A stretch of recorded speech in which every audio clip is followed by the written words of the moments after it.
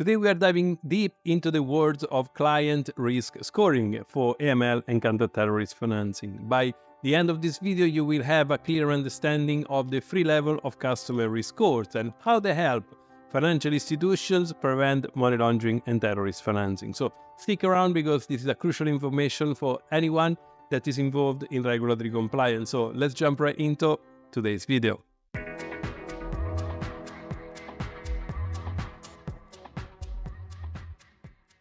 In this video, we'll break down the three levels of client risk scoring: low, medium, and high. We will talk about the reliable guidelines from authorities like FATF and the FCA and the real-world applications and relevance of these risk scores.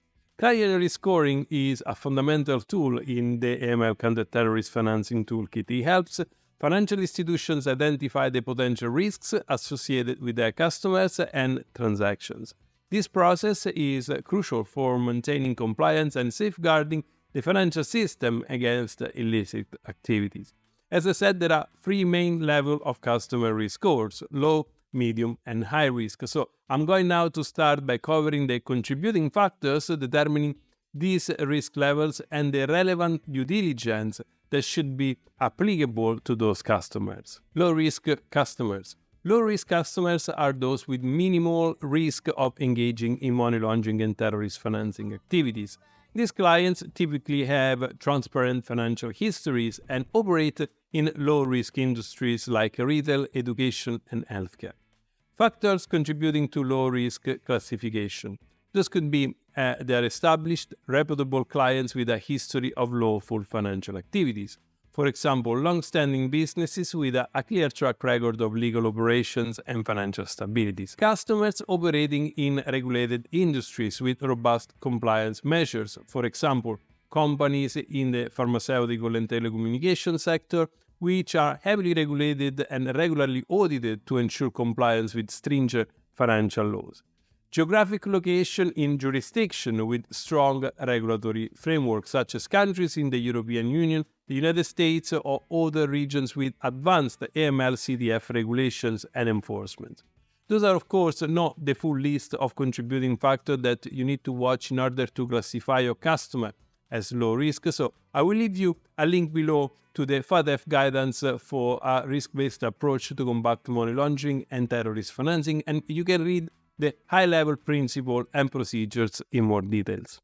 Under Recommendation 10, FATF is also providing details on the level of due diligence that we should apply. According to the FATF, low-risk customers may qualify for simplified due diligence. This means a reduced frequency and intensity of the due diligence measures, making it easier for both the financial institutions and the customer to go through the onboarding and ongoing due diligence processes. I've published already a short series of videos on the FATF recommendations, so if you want to learn more about these or 40 recommendations, I will leave you a link right here.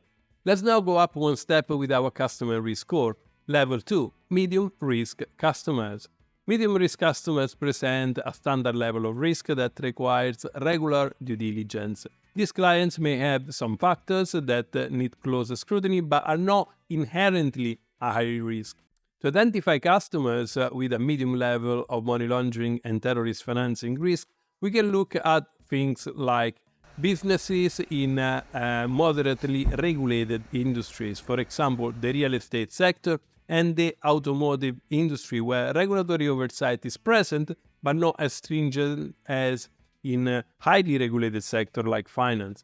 Customers with complex ownership structures, such as family-owned conglomerates or multinational corporations with multiple subsidiaries which can obscure the true beneficial owners, or geographic region with moderate level of regulatory oversight, including emerging markets that are improving their regulatory framework but still pose some level of risk due to less mature, in fact, compliance infrastructure.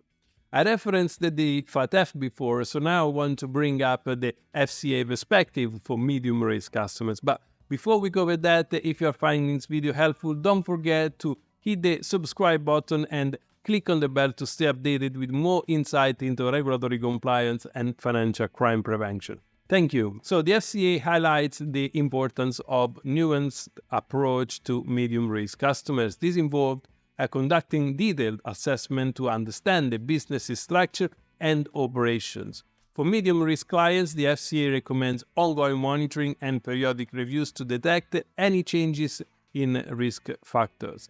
Regular updates to customer information and transaction pattern are crucial to maintain an accurate risk profile and ensure compliance with evolving regulations. For example, in sectors like real estate, where transaction values can fluctuate significantly, continuous assessment helps in identifying any unusual activities that might indicate a shift towards higher risk. For more detailed guidance on managing medium-risk customers, you can refer to the FCA handbook, particularly the section on risk assessment and customer due diligence. And last but not least, high-risk customers. The level 3 high-risk customers are posing significant risk of money laundering or terrorist financing. So for those entities or individuals, enhanced due diligence is a necessity in order to manage these risks effectively. Let's look at some of the characteristics of high-risk customers. So customers from high-risk jurisdictions with weak regulatory oversight. These are individuals or entities that are located in countries known for lax AML CDF regulations, high level of corruptions, or those identified by the FATF as having significant deficiencies in their financial system. For example, countries on the FATF list of high-risk jurisdictions are subject to increased scrutiny due to their failure to adequately address money laundering and terrorist financing concerns. Businesses in industry that are prone to high level of anonymity and cash transaction. For example, industries such as casinos, money service business, and high-value dealers like art and precious metals are particularly exposed to money laundering activities. These sectors often deal with large amounts of cash, making it easier to obscure the origins of illicit funds. For example, casinos may face high risks due to the large volume of cash transactions and the potential for anonymous gaming activities. Politically exposed persons and their associates. PEPs includes individuals who hold a prominent public position, such as the heads of state, senior politicians, judicial or military officials, and executives of state-owned enterprises. The elevated risk stems from the potential abuse of the position for personal gain or money laundering purposes. This category also includes family members and close associates of PEP who might be used to conduct illicit financial activities on behalf of the PEP. Industry guidance on high-risk customers. The FATF and other regulatory bodies like FinCEN and Europol recommend comprehensive background checks, continuous monitoring, and detailed scrutiny of high-risk customers. These measures are crucial to prevent financial crime. For instance, FATF Recommendation 12 specifically addressed the need for enhanced measures for PEP, including obtaining senior management approval for establishing or continuing business relationship, taking reasonable measures to establish the source of wealth and source of funds, and conducting enhanced ongoing monitoring of the business relationship. Now that we talked about the 3 level of customer risk scoring, I think it's worth also remembering why understanding clients' risk scoring is so relevant today. The key reason is that financial crimes are always on the rise, unfortunately, and by implementing effective client risk scoring, institutions can protect themselves and apply the correct level of scrutiny, as this will contribute to a safer financial ecosystem for all of us. And if all that was not clear enough, let me present a super simple example on customer risk scoring. Imagine you run a small business and open a new bank account. The bank assesses your risk level based on your business type, transaction pattern, and the geographic location where you are.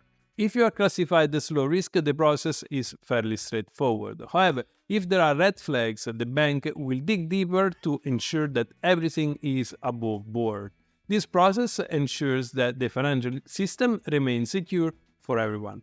In conclusion, client risk scoring is a critical element in AML counter-terrorist financing strategies. By understanding and applying at the three level of risk, financial institutions can effectively manage potential threats and comply with global regulatory standards. If you found this video helpful, press the like button and subscribe to my channel for more insight into regulatory compliance and financial crime. If you want to actively support this incredible community, check out my Patreon link in the video description, or you can show your love with a super thanks directly on this YouTube video. So that's all for now. Thank you for watching, and until next time, see you soon.